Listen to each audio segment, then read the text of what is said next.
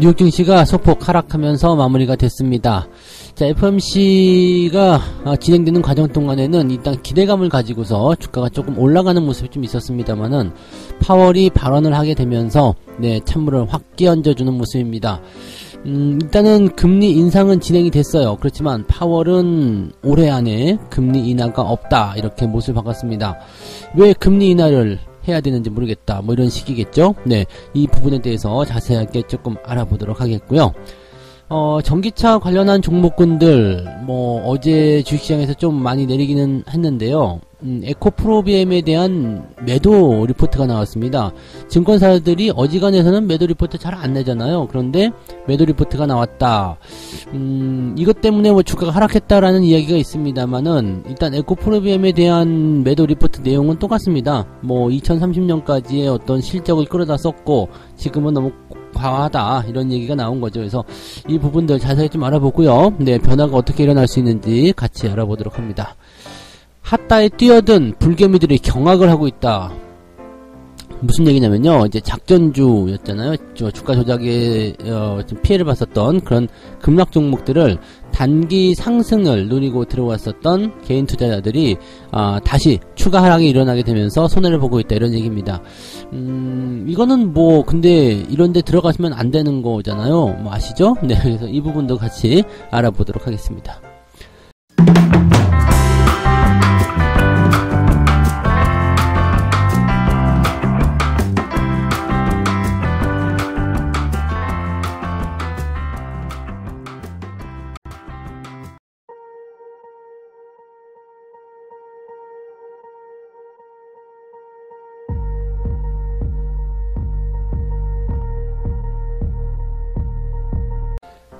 반갑습니다. 자, 오늘은 5월 4일 목요일입니다. 목요일이지만은 연휴 전날이기 때문에 아마 주말장과 같은 그런 느낌을 보게 되실 거라 생각을 합니다. 변수가 조금 생길 것 같고요.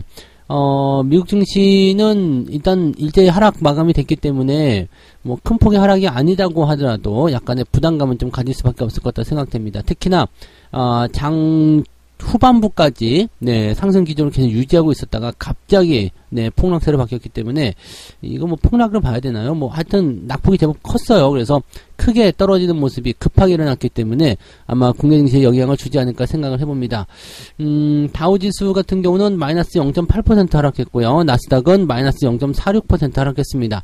별로 많이 안 빠졌네 라고 생각하실지 모르지만, 이렇게 급하게 떨어지기 바로 직전까지는 플러스 기조를 유지하고 있었다는 거죠. 그러니까 실제적으로 낙폭 자체는요, 마이너스 0.46, 마이너스 0.8 이거보다 훨씬 더 크다는 얘기죠. 그러니까 1% 이상, 심하게는 한 2% 가까이 변동폭이 순식간에 나타났다, 이렇게 보시면 됩니다. 이 모든 게 3시 이후에 나타난 거거든요. 그러니까 실질적으로는 짧은 기간 안에 주가의 매도가 많이 쏟아졌다라고 보시면 되겠습니다. 자, 이렇게 쏟아지면서 마무리가 돼버렸기 때문에 뭔가 찝찝해져 버리는 모습이 나타난 거죠. 그래서 악재가 연결되는 그런 느낌으로 나오고 있고요. 그 상황은 국내 시장에도 어느 정도 영향을 줄 수밖에 없겠다라고 보시면 되겠습니다.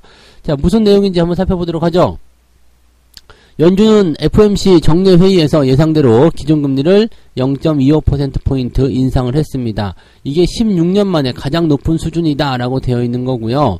이번 금리 인상 주기에서 10번째로, 10번째, 인상을 한 겁니다. 금리를 10번 올린 거예요.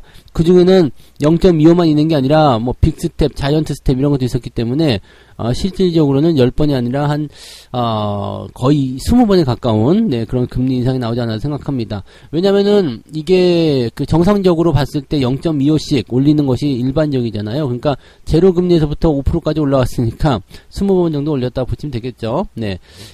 대단히 많이 올라간 거네요. 어쨌든, 요런 부분들인데, 지금 5에서 5.25까지, 기준금리가 결정되어 있다라고 보시면 되겠습니다. 이게 리먼 사태 때 바로 직전 수준과 비슷합니다. 그래서 이 정도면은 이제 금리가 고점이지 않겠냐라는 느낌을 좀 받을 수 있을 것 같긴 합니다.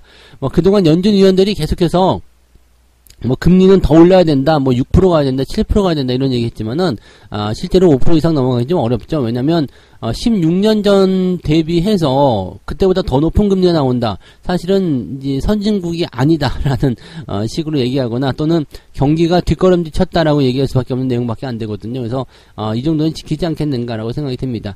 그래서 뭐 일단은 네, 파월 의장 같은 경우는 오늘 인상에 대한 그 금리 인상 중단에 대한 결정이 내려진 것은 아니다.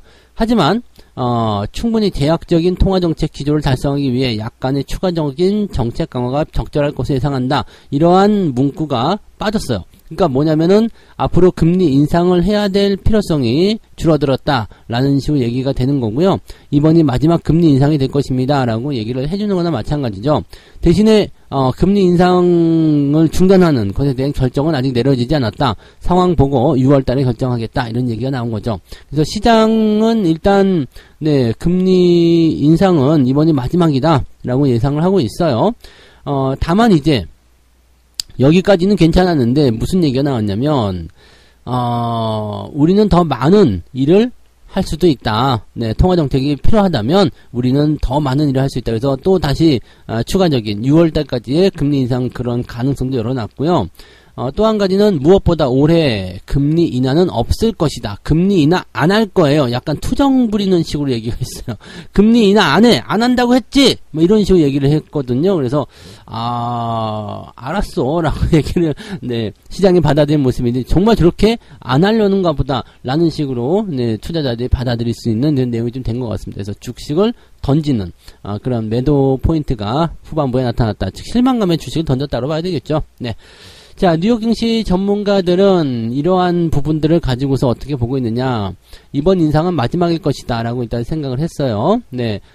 금리를 계속해서 올리게 되면 일단은 경기 침체 빠질 위험이 있고 은행들도 리스크가 계속 나타날 수 있잖아요. 그래서 이런 부분들 일단은 0.25 올렸으니까 이 정도 해서 끝내자. 네. 고마해라. 말 못다 아이가 딱 이렇게 얘기가 돼서 이제 뭐라 그럴까요? 방어막을 딱 치게 되는 상황에 나올 수 있는 것이죠. 그래서 경기가 이제는 위축되거나 경기가 더 나빠질 수 있는 상황으로 갈 수 있는 그 기준점이 왔기 때문에 더 이상 금리 인상 어려울 것이다 라고 얘기를 합니다. 하지만 이제 금리를 이제 뭐 인하하지 않겠다라는 부분들은 이제 먼 얘기긴 하겠습니다만 그런 것들은 이제 투자자들이 실망감을 좀 가질 수 있겠죠. 빨리 경기 부양했으면 좋겠는데 라는 식으로 얘기가 나오는 거거든요. 대신에 이제 금리 동결은 빠르게 일어날 것 같아요. 빠르면 이제 6월 달부터 금리 동결 진행될 수도 있겠고요. 금리가 동결되기 시작하면 다시 올리기는 어렵습니다. 그래서 금리 동결 기조로 가게 되면 이제 그로부터 6개월 안에 이제 금리 인하가 있다라고 보시면 되겠는데 그렇기 때문에 조금 불안한 거죠. 네, 6월 달에 금리 동결을 한다고 하더라도, 금리 인하가 실제로 나오려면은 12월이나, 네, 그쯤 돼야 된단 말이죠. 그러니까, 그렇게 따지고 보면은 사실상 올해 금리 인하가 없다고 보는 것도 맞을 것 같아요. 근데, 시장에서는 여전히 금리 인하가 있을 것이다. 네. 빠르면, 네, 하반기, 이제 3분기 시점 지나가면서, 네, 그때라도, 네, 금리 인하가 나올 것이다. 이렇게 예상을 하고는 있습니다만은, 글쎄요, 이거는 쉽지 않을 것 같아요.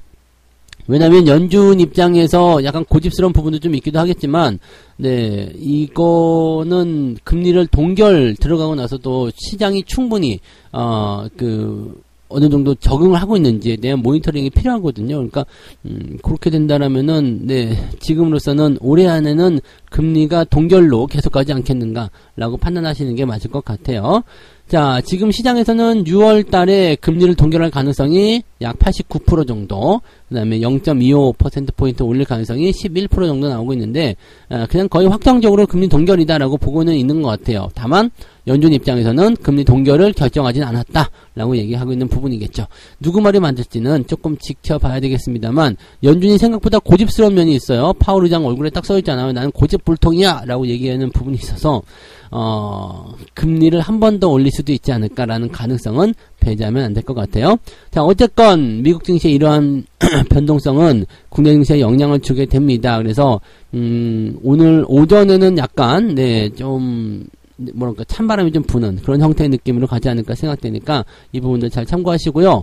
연휴 전이기 때문에 내일이 만약에 영업일이었다라면은 오늘 그렇게 충격이 크게 나오진 않을 것 같은데 연휴 전이기 때문에 거래량이 없어요. 거래량이 줄어들게 되면은 악재성 재료를 가지고 끌고 들어왔을 때 주가의 변동폭이 훨씬 더 커질 수가 있습니다. 이런 부분들은 각별히 주의가 좀 필요할 것으로 생각되는 하루가 되겠습니다. 자, 이 중에서 가장 이제 큰 피해를 볼 수 있는 게 이제 두 번째 이야기, 네, 에코프로비엠에 대한 이야기입니다. 전기차 관련주죠. 전기차 관련. 뭐, 딱 에코프로비엠을 찝어가지고 나온 부분입니다. 매도 보고서가 나왔어요. 매도 보고서. 매도 리포트. 코스닥 시가총액 1위입니다. 네, 증미리의 기업인데, 에코프로비엠에 비해서 매도 의견의 증거사 보고서가 나왔다. 지금 주가가 너무 높다. 이런 식으로 얘기가 나온 거죠. 뭐, 특정 종목에 대해서 보통 이제 매도 의견을 이야기하지 않기 때문에 매도 의견이 나왔다는 것은 충분히 주목을 받을 만한 내용을 보시면 되겠습니다. 유진투자증권에서 나온 리포트를 보면은 2차전지 소재 기업인 에코프로비엠에 대해서 투자 의견을 종전에는 중립이었지만 이제는 매도로 하향 조정을 해야 되겠다라고 얘기를 했다고 합니다. 지난 3월 말 주가가 과열권에 있다면서 매수해서 중립으로 투자 의견을 내린 지 한 달 만에 나온 이야기다. 자, 여기에 대해서 당연히 네, 투자자들 입장에서는 부글부글 하고 있는 모습이죠. 네. 왜 리포트가 매도로 나왔느냐? 네. 앞으로 성장성이 뭔지 아느냐? 뭐 등등등 여러 가지 얘기들을 하고 있는 모습인데요. 그 얘기를 한번 들어보도록 하죠. 네. 연구원은 뭐라고 했느냐면 현재 주가는 2030년까지의 예상 성장을 반영을 한 상태이다. 뭐 그런 얘기 돌았어요. 네, 7년 후의 것까지 반영을 해서 주가를 올려놓은 상태다. 자, 얼마 전에 이제 주가가 급등하기 전에 한 2월달 정도까지만 하더라도요. 어떤 얘기가 있었냐면은 한 5년 정도 수준의 성장성을 주가에 반영시켰다. 이런 정도는 있었거든요. 근데 그 이후에 이제 더 늘어난 거죠. 2030년까지 약 7년, 한 8년. 7, 8년 정도의 예상 성장성을 주가에 반영을 시켜놨기 때문에 이 정도까지 올라오게 된 것이다. 그러니까 2030년쯤 되면은 현재 주가 수준이 올 수도 있다 정도로 보시면 되는 거거든요. 근데 그렇게 된다고 한다라면은 현재 주가에서 더 올라가면 안 되죠. 근데 뭐 매도 리포트 이런 것까지 아니더라도 주가가 네, 내려가지 않아야 된다는 거 또는 주가가 올라갈 수도 없다라는 거. 그러니까 이 구간에 갇혀서 횡보를 한 7, 8년 해야 된다는 거 이런 건데 주가가 또 그렇게 가만히 있지는 않잖아요. 떨어졌다가 다시 올라갔다가 또 올라갔다 다시 내려갔다 이런 모습을 보여주고 있기 때문에 현재 시점에 대해서는 일단 단기간에 많이 올랐기 때문에 떨어질 것으로 예상된다라고 이제 생각을 해보는 게 맞는 것 같죠.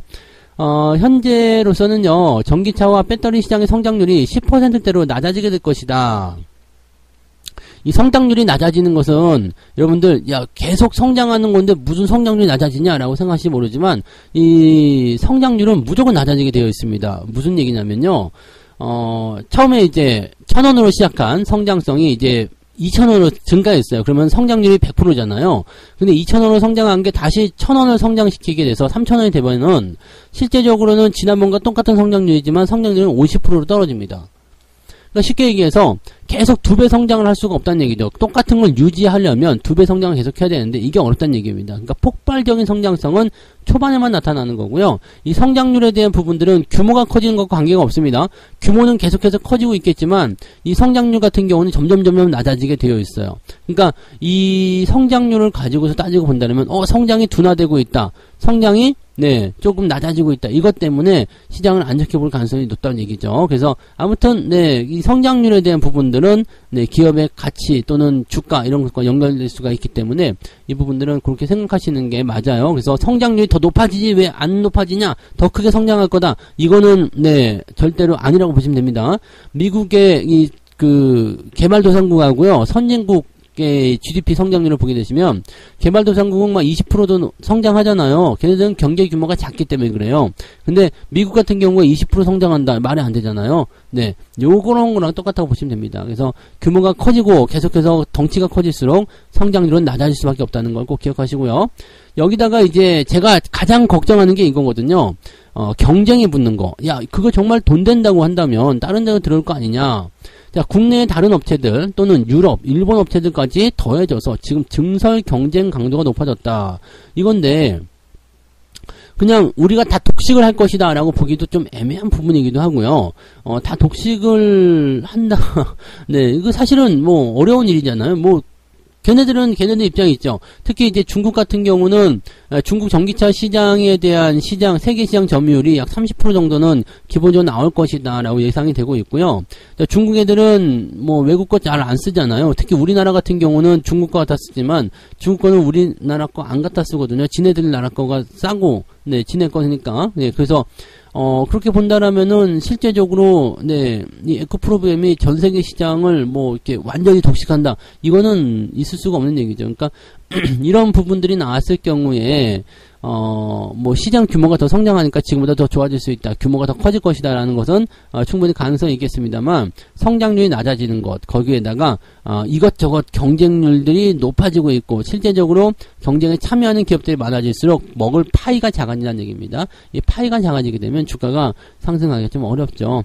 자, 하나증권 같은 경우도 예전에 에코프로비엠에 대해서, 지난달에요, 에코프로에 대해서 매도 의견을 제시했었는데, 이번에는 에코프로비엠에 대한 매도 의견이 나온 겁니다. 이런 부분들 참고하셔야 됩니다. 그래서 여러분들 그냥 감정적으로 내가 투자한 종목을 왜 매도 리포트를 내는 거야? 라고 생각하실 것이 아니라 좋은 거, 내가 생각하고 있는 긍정적인 부분하고요. 그 다음에 얘네들이 이야기하는 이런 부정적인 부분들을 정말로 객관적으로 수치화시키거나 또는 시뮬레이션을 하셔가지고 잘 생각해서 투자하시는 것을 권장합니다. 뭐 어느 편도 아니고, 네, 그렇지만은 저는 제 입장에서는 에코프로비엠에 대한 부분이나 에코프로, 저는 매수하지 않아요. 저는 제 나름대로, 현재 수준의 주가가 상당히 부담스럽다고 생각합니다. 그래서, 뭐, 어떤 식으로든, 네, 이 부담스러운 부분을 해소를 해야 되기 때문에, 횡보를 하든, 조정을 받든, 만들긴 해야 될 것 같은데, 이것이 급작스러운 변동으로만 연결되지 않았으면 좋겠어요. 급작스러운 변동은 개인 투자자들이 변화에 적응하기가 힘듭니다. 그래서, 서서히, 뭐, 그런 가격대를 맞춰간다거나 그렇게 가야지, 뭐 급작스럽게 뭐 주가가 갑자기 한 10%씩 떨어진다거나 또는 갑자기 10% 올라간다거나 이런 변동이 나타나게 되면 개인 투자자는 대응하기 좀 어렵죠. 그래서 그런 변동이 나타나지 않도록 했으면 좋겠고, 만약에 그런 변곡점이 나타난다면 여러분들은 각별히 주의해서 투자하실 것을 권장합니다. 네, 이 부분만 참고하시면 좋을 것 같아요. 자, 세 번째 이야기 전달해 보도록 하겠습니다. 핫다에 뛰어든 불개미들이 경악을 하고 있다. 뭐 이거는 근데 네, 뭐 충분히 경고를 드렸던 말씀이기도 하지만 이거는 네, 스스로 만든 거 아닌가. 네, 작업자득 그렇게 봐야 될 것 같아요. 작전주로 포함된 종목들이 급락을 했어요. 그래서 하한가가 풀린 시점에서 단기적 반등이 나타났어. 그걸 보고 뛰어들었다. 이거는 사실 도박하겠다고 뛰어든 거나 마찬가지잖아. 이거 뭐라고 할까요? 이거 기업의 어떤 가치를 보고 투자하는 것도 아니잖아요. 그냥 단기 반등, 단기 급등이 나와서 어느 정도 올려줄 것이다. 이 생각해서 들어가는 거잖아요. 그러니까 욕심으로 들어간 거고, 이거는, 네, 작업자득이죠. 이거는 스스로, 네, 많이 생각을 해보셔야 됩니다. 자, 매물 폭탄에 급락했었던 종목을 사들이는 하한가 따라잡기 투자자들이 울상이다라고 되어 있죠. 대성홀딩스의 주가가 7% 급락을 했고요. 선광, 서울가스 이런 것들도 주가가 더 내렸습니다. 이것뿐만 아니라 또 뭐 다우데이터, 세방, 하림지주 뭐 이런 등등도 계속적으로 하락세가 좀 나왔었죠. 그래서 이런 부분들이 좀 있는 거고요.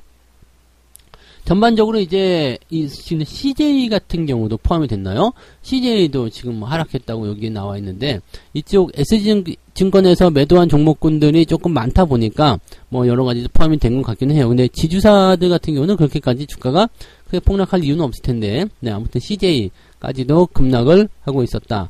뭐 급락은 아니고 그냥 1% 정도 빠진 거라서 뭐 그다지. 네, 아무튼 네, 이런 부분들인데, 이렇게 주가가 급락했을 때, 자, 보통은 주가가 크게 떨어지면은, 기술적 반등, 네, 기술적 반등이 나오잖아요. 뭐, 저점 매수가 됐던 그런 게 있는데, 얘네들은 받아둘 사람들이 없다는 얘기죠. 중요한 거는 그거예요. 주가가 단기적 급락을 했어요. 급락을 하고 나서, 대체적으로 지지선대에 도달하면, 이것을 받아주는 세력들이 나타나면서 주가가 반등을 하게 됐는데, 지금 이 종목들 같은 경우는 여러분들 살려고 내가 만약에 세력이다. 근데 이 종목을 받아가지고 내가 주가를 올려야 되겠다고 생각하실 수가 있겠습니까? 아니겠죠. 그래서 특히나 뭐 저점까지 오지도 않은 그런 종목들은 더욱이 매수가 들어올 확률이 없다는 얘기죠. 그러니까 서로 개인들끼리 또 치고받고 하다가 주가 빠져버리게 되면 피해자만 늘어난다는 얘기죠. 자, 현재 금융감독원에서는요, 네, 지금 이제 뭐 키움증권에 대한 검사에 착수했다 뭐 이렇게 얘기도 나오고 있고요. 네, 주가 조작에 대한 여러 가지 전방위 수사를 벌이고 있습니다. 현재 이제 그 키움증권 회장에 대한 부분들은요. 폭락 전에 주식을 팔았다. 그게 600억 원 규모다.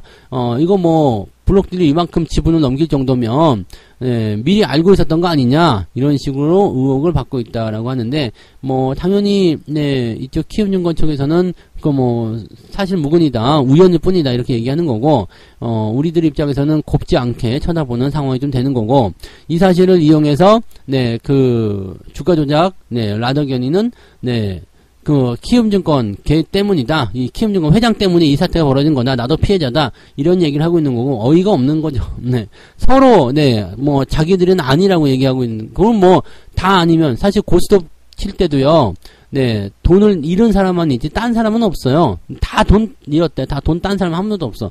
이거 그럼 뭐 어디로 간 거야 그 돈은. 그러니까 그런 거랑 똑같은 것 같아요. 다 자기가 피해자래. 다 피해자래요.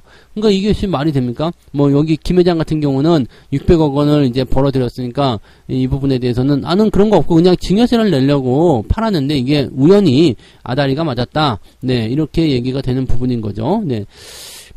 증시 전문가들이 뭐라고 하느냐. 당분간 추가 하락 가능성 염두에 둬라라고 되어 있습니다. 제가 제일 걱정하는 것 중에 하나가 뭐냐면 주가 조작 때문에 올라간 거잖아요. 그러면 주가 조작이 밝혀졌어. 그러면은 이 주가 조작이 있지 않았던 시절 그 정도 가격으로 회귀가 된단 말이죠. 그러니까 10,000원부터 올라가는데 100만원이 됐어요. 근데 이 10,000원부터 100만원까지 올라간 게 주가 조작이야. 그러면은 이건 다시 10,000원으로 간다는 얘기입니다. 왜냐면 기업의 가치나 어떤 기타 평가를 통해서 주가 올라간 게 아니기 때문에 다시 그렇게 들어가야 되는 거고요. 경우에 따라서는 낙폭의 어떤 하락 그 결과물 또는 투자자들의 인식에 따라 가지고 더 많이 빠질 수도 있어요. 그런 부분들이 이제 부담스럽다는 얘기가 되는 겁니다. 그래서 이런 부분들을 생각하셔야 되는데 단기적 반등 뭐 하루 이틀 나온다고 그거 먹으려고 들어가서 크게 손해보는 일은 절대로 없어야 됩니다. 이런 것들은 그냥 핫다 건드리지 않는 게 좋아요. 그래서 작전주가 걸렸다 그러면 내가 재수없지만 똥을 밟았다라고 생각하시고요. 길 가다가 뭐 벼락 맞았다 뭐 이런 식으로 재수없다라고 생각하셔야 되고 일단 빠져나오시는 것이 저는 가장 좋은 전략이라고 말씀을 드릴 수가 있습니다. 이게 바로 원칙 같은 거 아니겠습니까? 그죠? 자기만의 법칙, 원칙, 기준을 잘 지켜서 투자해라. 이럴 때는 이렇고 저럴 때는 저렇고 이러면 안 된다는 얘기입니다. 자, 이렇게 해서 오늘 3가지 이야기 전달을 해드렸습니다. 파월 발언에 미국 증시가 하락을 했는데 상황이 별로 나쁘다고 생각이 됩니다. 상황은 별로 좋지 않아요. 그래서 국내 증시에도 연휴 전이기도 한데다가 이렇게 나쁜 상황으로 마무리가 되면은 변동성이 그대로 잡힐 수가 있습니다. 오전에 조금 떨궈서 시작했다가 반등이 나올지 여부는 살펴보고 대응하셔야 될 것 같습니다. 거래량이 많이 들어올 것 같지 않기 때문에 오늘은 변동성이 조금 있을 것 같다 생각되니까 이 부분 참고하시고요. 에코프로비엠에 대해서 매도 의견이 나왔습니다. 일단은 매도에 대한 주요한 요건은 성장성은 계속해서 둔화될 것이다 라는 부분들. 그 다음에 경쟁이 커질 것이다. 그래서 생각했던 것보다 그렇게 대단한 결과가 나오지 않을 것이다. 이런 식으로 얘기가 나오는 것 같아요. 그래서 그런 부분들 참고해 볼 필요가 있겠고요. 핫다에 뛰어든 불개미들, 이거는 자업자득이라고 그랬죠. 절대 이런 것들 건들지 않도록 해주시면 좋겠습니다. 핫다 이런 거 하지 마세요. 세상에 좋은 게 많은데 왜 핫다를, 아시겠죠? 뭐 각자 취향이겠습니다만은 어지간하면은 그런 도박성 투자는 하지 않는 것이 좋다라고 보실 수가 있겠습니다. 자, 책 한 곡 읽고 마무리하도록 하겠습니다. 규칙을 지킨다는 것은 쉬운 일이 아니다. 제임스 오쇼넷이죠. 이 오쇼넷이가 그 점에 대해 이렇게 이야기하고 있다. 성공적인 투자자가 되는 길이 그렇게 간단하다니 놀랍지 않습니까? 단순하게 규칙을 지켜라. 기준을 지켜라. 그러나 다이어트나 책 쓰는 일 혹은 담배를 끊는 것 그 모두가 이론상으로는 쉽습니다. 군자가 되는 것도 똑같죠. 내 이놈! 아침 일찍 일어나서 부모를 공경하고 마당 쓸고 동전 줍고 하라니까 왜 안 하느냐? 너는 왜 못했냐? 근데 그게 실천이 어렵더라 이 얘기죠. 규칙을 정하고 한두 번 해보는 것은 어려운 일이 아닙니다. 근데 그것을 꾸준하게 이어가는 건 정말 어려운 일이죠. 그래서 그것만 해내게 되면 여러분들 다 성공 투자합니다. 그래서 그 기준대로만 가시면 흔들리지 않는 신뢰를 가져갈 수 있고요. 충분히 여러분들이 네, 주식 투자에서 승리자로 남으실 수가 있습니다. 아시겠죠? 네, 오늘부터 여러분들이 정해놓은 기준 다시 한번 점검하시고 다시 한번 또 지켜보시고 그렇게 가시면 좋겠습니다. 자, 오늘은 여기까지 하고요. 저는 장중시장 때 다시 오겠습니다. 아침에 나올 수 있는 변동성 주의하시기 바라고요. 그때 또 너무 급하게 네, 대응하시거나 그러지 마시고 천천히 여유 있게 폭풍이 지나갈 때까지는 가만히 기다려서 쉬는 것도 괜찮습니다. 아시겠죠? 네. 자, 오후에 어디죠? 장중시장 때 뵙도록 하겠습니다. 고맙습니다. 본 방송에서 제공되는 모든 정보는 투자 판단의 참고 자료이며 투자의 최종 책임은 본 방송을 이용하는 본인에게 있습니다.